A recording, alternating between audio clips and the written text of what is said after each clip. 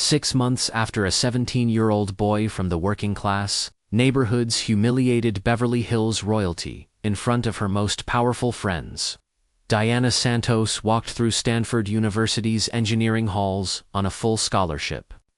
But you won't believe how this story actually began, or what happened in that mansion the night everything changed forever. Picture this: a millionaire socialite, surrounded by politicians and business moguls, staring at a chessboard in complete shock, her hands trembling, her voice cracking. 37 moves. That's all it took for her entire world to crumble. But here's what nobody knew that night, and what I'm about to reveal will change everything you think you know about this story. The woman sitting across from Diana wasn't just any millionaire.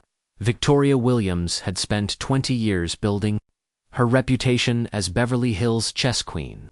She'd defeated senators, CEOs, even a former Olympic athlete. Never lost a single match at her own dinner parties. Never even came close. So when she looked across that Italian marble chessboard at the teenagers she'd invited to play as entertainment, she had no idea she was about to face the most humiliating defeat of her privileged life. But wait. How did a kid who learned chess from library trash end up destroying a Harvard-educated socialite in front of the most powerful people in California? The answer will shock you, because this wasn't luck. This wasn't beginner's fortune. This was 8 years of silent preparation. For a moment, nobody saw coming. Let me take you back to where this really started. Not that night in Beverly Hills, but 8 years earlier. When 9-year-old Diana found something in a library dumpster that would change everything. Why do you want to learn that game, Mia? Carmen Santos had asked her daughter, exhausted, after working a double shift cleaning Victoria Williams' mansion. Carmen didn't know it yet, but her daughter had just found a torn chess book in the library trash. And that discovery was about to set in motion events that would destroy her boss's reputation forever. To be like the rich kid's mom. They always say they're smarter than us. Double quotes. Carmen made $600 a month back then. No money for lessons, no money for a computer. Definitely no money for the kind of chess education that Victoria Williams took for granted. But there was something Carmen couldn't buy for her daughter. Something that money can't purchase. Determination forged in necessity. Every day after school, Diana walked 3 kilometers to the public library. Not to play games or socialize, to study chess books that nobody else touched.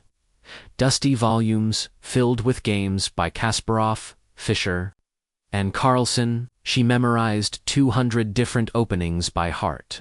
Could recite the 50 most famous defenses in chess history without hesitation. Here's what's incredible. While Victoria Williams was learning chess at Harvard social clubs, playing against other privileged students who treated the game like expensive entertainment, Diana was analyzing legendary matches on a broken computer she'd fixed herself. In the early morning hours, when Carmen worked double shifts, Diana studied games with an intensity that would have impressed grandmasters. But none of this explains how Diana ended up in that mansion, facing down Victoria Williams in front of the most powerful audience imaginable. The real story begins with something much darker than chess strategy. Come here, boy. How about showing me how you play chess in the slums? Victoria Williams' voice echoed through her Beverly Hills mansion, dripping with arrogance that comes from never having to earn anything yourself. It was a charity dinner for underprivileged youth, and Victoria had decided to make Diana the evening's entertainment. The other guests laughed behind their $1,000 champagne glasses, convinced they were about to witness easy amusement. "I bet he doesn't even know the knight moves in an L shape," whispered Richard Hamilton, owner of 3 hotel chains.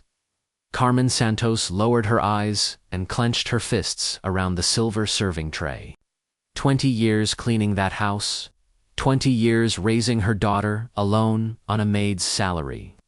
And she still had to watch her boss use her child as a joke to impress wealthy friends. But here's what nobody in that room understood. Diana's silence wasn't intimidation, it was calculation. At 17, she'd already learned that silence reveals more about people than 1,000 words ever could. And what she saw in that room was a group of privileged adults who had absolutely no idea who they were dealing with. "Of course, Mrs. Williams," Diana replied with calmness that made some guests exchange curious glances. "It will be my pleasure." Victoria smiled with satisfaction, settling into her leather armchair like a queen preparing to watch gladiators fight. She had no idea she was about to become the gladiator herself, and her opponent was someone who'd been preparing for this battle for 8 years. "Excellent. I bet you've never played on a board like this, have you? Genuine Italian marble. Each piece worth more than, well, you know." State Representative Jennifer Mills, sitting by the window, felt uncomfortable. "Victoria, are you sure? This isn't cruel. The poor kid is going to be humiliated." "Nonsense," Victoria retorted, adjusting her diamond earrings. "It's a learning opportunity. She'll tell her friends she played chess in a real mansion." What Victoria Williams didn't know, and would discover in the most painful way possible, was that she was about to face someone who'd spent years studying every opening, every strategy, every trap that chess grandmasters had ever devised. This wasn't entertainment. This was education. And Victoria was about to become the student. Victoria arranged the pieces with theatrical movements, completely confident in her superiority. "I always play white deer. It's a family tradition." She ignored the fact that, in serious chess, piece color is decided by drawing lots, not family tradition. Diana nodded silently and arranged her black pieces with precision that made Hamilton frown. Each piece placed exactly in the center of its square, perfectly aligned, as if that Italian marble board were just one of hundreds she'd faced before. "Let's make this interesting," Victoria announced to her guests. "If the girl manages to give me even one scare, I'll donate $1,000 to some public school." Laughter echoed through the room again, but this time Diana looked up and smiled. A smile that didn't reach her eyes. Carmen felt a chill run down her spine. She knew that smile. It was the same one Diana had worn as a child, whenever someone underestimated her in school competitions. Victoria opened with a conservative pawn move. E4, King's Pawn, Dear. A classic opening we learned at Harvard. She spoke condescendingly, as if teaching a child to tie shoes. Diana responded instantly. C5. The Sicilian defense. An awkward silence filled the room. That wasn't the move of someone who might know how to move pieces. It was the response of someone who knew theory. "Interesting," murmured Congresswoman Mills, leaning forward. Victoria hesitated for 3 seconds. Long enough for Diana to realize that her opponent had memorized half a dozen openings, but didn't really understand the principles behind them. Victoria played knight to f3, following a pattern she'd probably learned at some social club, while Victoria pondered her next move. Diana allowed herself a brief trip down memory lane. That first day she'd brought the torn chess book home, hidden in her backpack. Carmen had been skeptical, exhausted after cleaning this very mansion, but she'd sat with her daughter anyway, learning the basic rules together. "We can't afford lessons, Mia, but we have the library." The library became Diana's second home.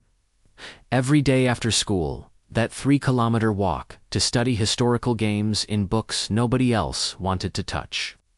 No fancy chess sets, no private tutors. Just determination and a broken computer she'd taught herself to repair.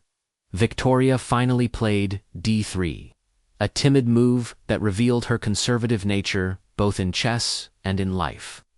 She preferred safe, controlled positions where social class could guarantee victory. Diana responded with knight to c6, developing with purpose. Each of her moves executed in less than 5 seconds, as if following a mental script memorized years ago. "Our little girl is moving too fast," Victoria commented to her guests. "In real chess, you think before you play." That's when Diana made her first psychological move. She paused, pretended to think deeply for 15 seconds, and played g6, preparing the bishop's fianchetto. It looked like a move any beginner might make instinctively. But it was actually part of a complex strategic plan that would take 10 more moves to reveal itself. "Ah, you see." Victoria turned triumphantly to her guests. "She doesn't have the patience to think." Typical. But Hamilton, who'd played chess at university 40 years earlier, recognized the pattern. "Victoria, this kid is setting up an accelerated dragon." "A what?" she replied, annoyed at being interrupted during her demonstration of superiority. "It's a variation of the Sicilian, quite sophisticated." Victoria looked at the board with new tension in her shoulders. Nonsense. She must have seen it in a movie. But as the moves progressed, something unsettling began to take shape. Diana wasn't just responding to Victoria's moves. She was dictating the pace of the game. Every piece she developed occupied exactly the right square, creating harmony that transformed the board into something resembling a visual symphony. Carmen watched from the corner, her heart racing. She knew Diana was good, but she'd never seen her daughter play against someone who took themselves so seriously. And for the first time in 20 years of working in that house, she saw fear.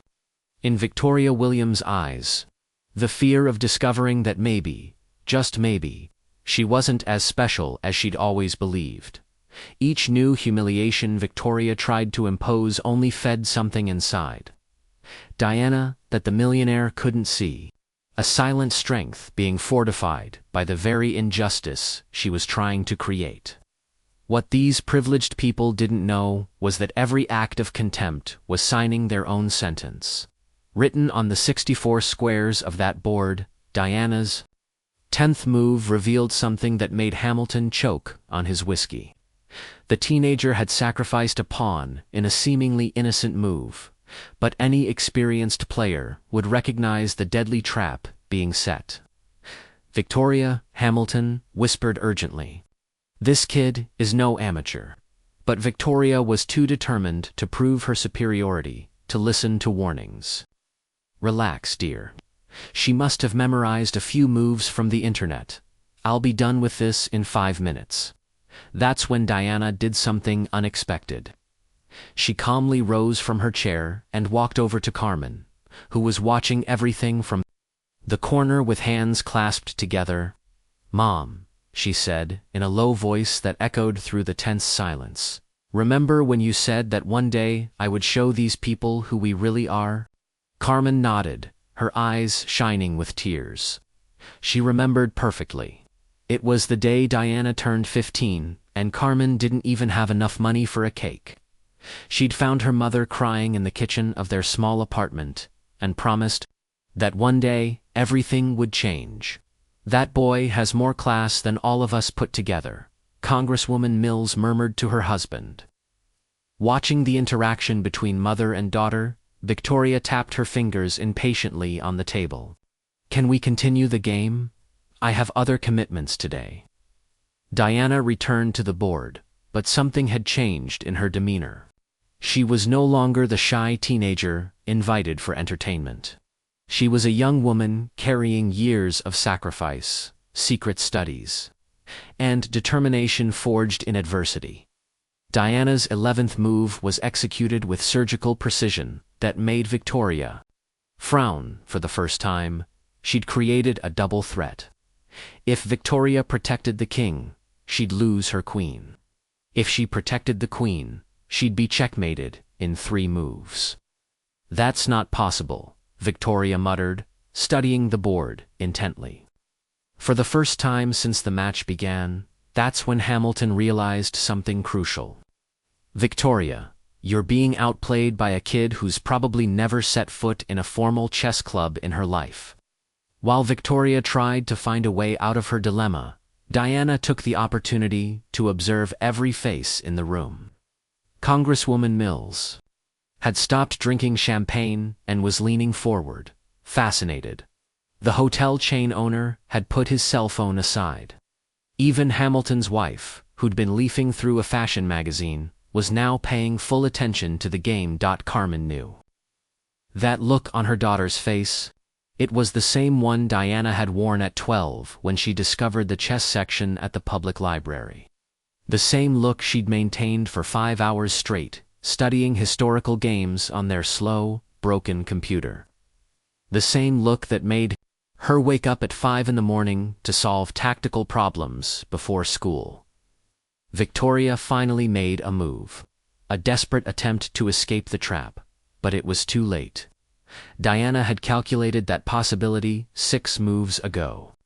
Check, she said simply, moving her queen to a position that offered 3 different winning continuations. The silence in the room was deafening. Victoria looked at the board, then at Diana, then back at the board. Her hands were shaking slightly, not from fear but from contained rage at the realization that she was being systematically destroyed by someone she considered inferior. You must have seen that sequence somewhere, she said, her voice higher than normal. No one learns that on their own. Diana smiled for the first time since the match began. You're right, ma'am. I learned it from Garry Kasparov. Kasparov taught you? Hamilton asked, incredulously. Not personally, Diana replied, moving a piece to what was clearly the final position. But I studied all his documented games, 1,833, to be exact. He used this particular sequence against Karpov in 1984, Game 23 of the World Championship. Victoria looked around the room, searching the faces of her guests for support. But what she found was something she'd never seen directed at her before: silent disapproval. For the first time in her life, the people around her were not impressed by her performance. Carmen stepped forward, her voice firm and clear. My daughter woke up every day at 5 in the morning to study before school. She walked 6 kilometers to the public library because we couldn't afford internet when I worked double shifts. She stayed up all night solving chess problems by candlelight because our electricity was cut off. The room was completely silent now. Diana looked at her mother with a mixture of love and determination that made some of those present look away, ashamed. Checkmate, Diana said softly, placing her queen in the final position. Victoria stared at the board for a long moment, as if expecting the pieces to change positions on their own. When she finally looked up, she found Diana watching her with the same unruffled calm with which she'd begun the game. But now, something had completely changed in the room's dynamics. The guests no longer looked at Diana as entertainment. They looked at her as someone who had just rewritten all their assumptions about talent, class, and merit. And they looked at Victoria with a mixture of embarrassment and disappointment she'd never experienced before. What Victoria Williams didn't know yet was that this defeat on the board would be pain only the first move in a much larger game that was about to begin. A game where all the social rules she'd always taken for granted would be questioned, and where the teenager she'd underestimated would prove that true nobility has nothing to do with surnames or bank accounts. Victoria stared at the board for 15 seconds that seemed like an eternity. Her trembling fingers touched the fallen king as if they could magically undo the checkmate. The silence was so thick you could hear the ticking of the $15,000 wall clock. That was luck, she muttered, her voice trembling, all previous confidence gone. She must have memorized that specific sequence somewhere. Hamilton rose from his chair and walked to the board. Victoria, That kid just executed a variation of the Sicilian that even I didn't know. And I've been playing this game for 40 years. Congresswoman Mills pulled out her cell phone and began recording discreetly. As an experienced politician, she immediately recognized the viral value of this moment. A racist millionaire being humiliated by a prodigy she'd underestimated. "I don't accept that," said Victoria, standing up abruptly and knocking over a few pieces. "Something's wrong here. No one learns to play like that on their own. Someone trained her specifically to humiliate me." Diana remained seated, watching her with the same unruffled calm. "Would you like a rematch? I can play with anyone here, or all of them at once, if you prefer." The comment caused a nervous murmur among the guests. It was an offer that sounded impossible, but after what they'd just witnessed, no one dared to doubt her. "You're being arrogant now," Victoria retorted, her face red with anger and humiliation. "A girl from the slums doesn't talk to her superiors like that." That's when Carmen stepped forward and, for the first time in 20 years, looked Victoria Williams directly in the eye without lowering her head. "Mrs. Williams," Carmen said, her voice firm and clear, "my daughter is not from the slums. We are from a working-class community, and she is not being arrogant. She is being honest about her abilities, something you clearly cannot do about yours." Tension in the room rose exponentially. Some guests exchanged uncomfortable glances, realizing they were witnessing something much bigger than a simple chess match. Victoria turned to Carmen with fury. "How dare you speak to me that way? Have you forgotten your place in this house?" "No," Carmen replied calmly. "I remembered my worth." Hamilton intervened, clearly uncomfortable with the direction the conversation was taking. "Victoria, perhaps. We should recognize that the young woman is truly talented." "Talented?" Victoria laughed bitterly. "Don't you understand? This was set up. Someone trained her specifically to make me look like an idiot in my own home." Diana finally stood up, and when she spoke, her voice carried a maturity that silenced all the adults present. "Mrs. Williams, do you want to know the truth? I wasn't trained to humiliate you. I spent the last 8 years studying chess because I dreamed of playing against people who respected the game. People who understood that talent has no color, social class, or last name." She paused, looking at each person present. "When you invited me to play how you play in the slums, I thought I would finally have a chance to show that I deserved respect. But now I realize that you never wanted a fair match. You wanted a show of humiliation." Congresswoman Mills had stopped recording and watched the scene with fascination. "How old are you, kid?" 17, Diana replied. "And how long have you been playing seriously?" 8 years. Mills looked at Victoria with an expression that mixed disbelief and disapproval. "Victoria, you've just been defeated by a teenager whose family you employ, a teenager you invited to play as a joke." Victoria felt the weight of every gaze in the room, and, for the first time in her life, they were not looks of admiration or envy. They were looks of judgment. "I didn't know she played seriously." She tried to defend herself, but her voice sounded weak even to her own ears.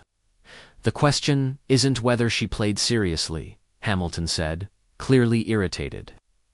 "The question is why you invited her to play, assuming she would be easily defeated. Because she's your maid's daughter? Because she's Latina? Because she doesn't have money?" The silence that followed was devastating. Diana calmly arranged the pieces on the board, each move executed with precision. "Thanks for the game, Ms. Williams. It was educational." When she finished, she turned to her mother. "Mom, can we go? I have school tomorrow." Carmen nodded, removing the apron she'd worn to serve the guests. But before leaving, she turned to Victoria one last time. "Mrs. Williams, Thank you for showing me that my daughter deserves to be in much better places than this." As mother and daughter walked toward the door, Congresswoman Mills called out, "Diana, are you interested in scholarships? I know some universities that would love to have someone with your talent." Diana stopped and smiled her first genuine smile of the night. "Very interested, ma'am." Mills handed her a card. "Call me Monday." Victoria watched, motionless, still processing how she'd lost complete control of the situation. In less than an hour, she'd gone from respected hostess to the woman who'd underestimated. A prodigy out of prejudice in front of important witnesses. When the door closed behind Diana and Carmen, the remaining guests looked at each other in awkward silence.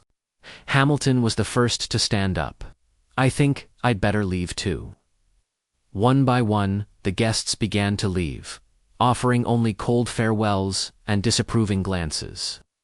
Victoria was left alone in the room, still staring at the board, where her arrogance had been systematically destroyed by a teenager she'd considered inferior.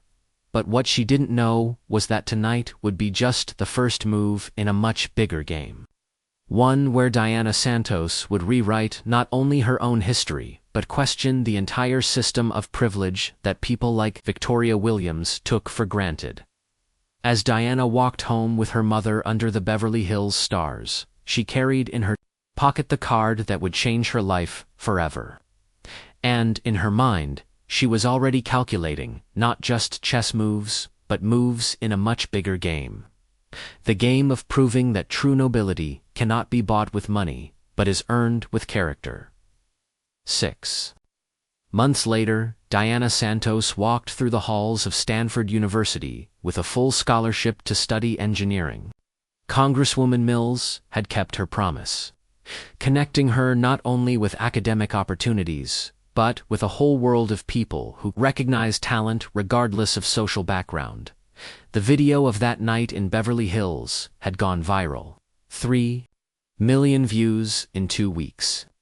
Not because someone had recorded the match, but because Congresswoman Mills herself had shared the story on her social media, turning Diana into a symbol of overcoming adversity, and Victoria into an example of what not to do when you have privilege. "Young prodigy destroys prejudiced millionaire in chess" was the headline that circulated all over the internet. The comments were relentless. "What a shame for that woman, and that girl deserves every opportunity in the world," dominated the response sections. Victoria Williams had become persona non grata in her own social circles.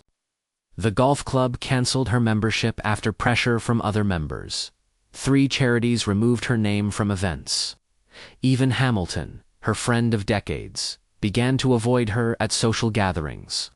"Victoria has always been arrogant, but I never imagined she could be so cruel," Hamilton's wife commented during a dinner in Malibu. "To humiliate a child like that in front of everyone." The worst part for Victoria was realizing that Diana had never sought revenge or exposure. She had simply played chess, something she did naturally, with mastery developed through years of quiet dedication. The humiliation Victoria felt was self-inflicted, a direct result of her own prejudiced assumptions. Carmen had been promoted to cleaning supervisor at a 5-star hotel in Santa Monica, a job that paid 3 times as much and came with full medical benefits. It wasn't charity. It was recognition of the professionalism she'd always demonstrated.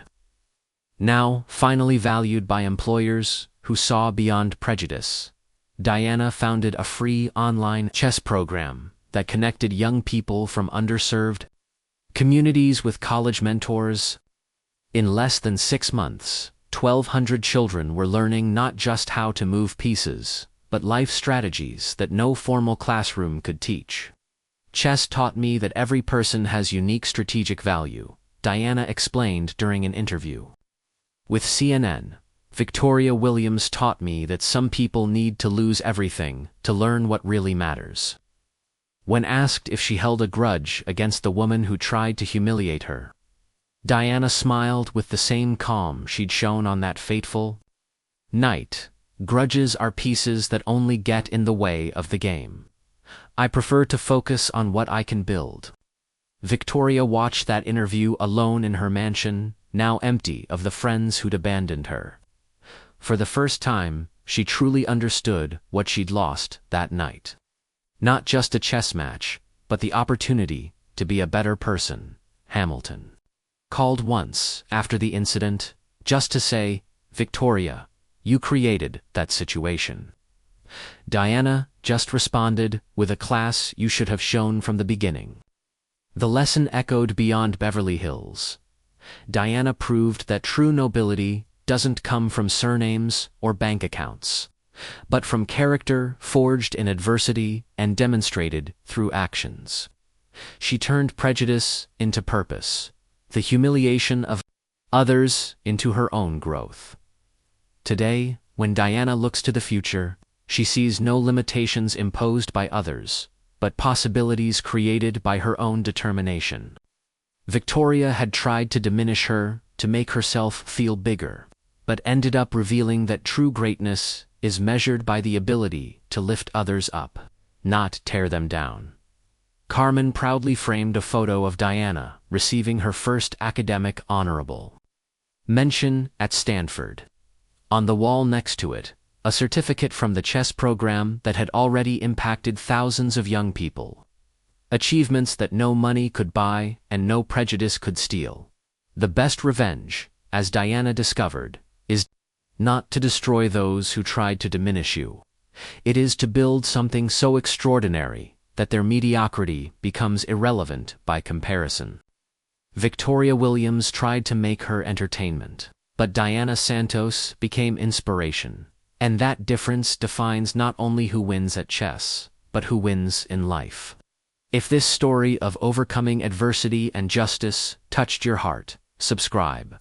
2 stories that breathe. For more stories that prove true power doesn't lie in having privileges, but in turning obstacles into opportunities for extraordinary growth.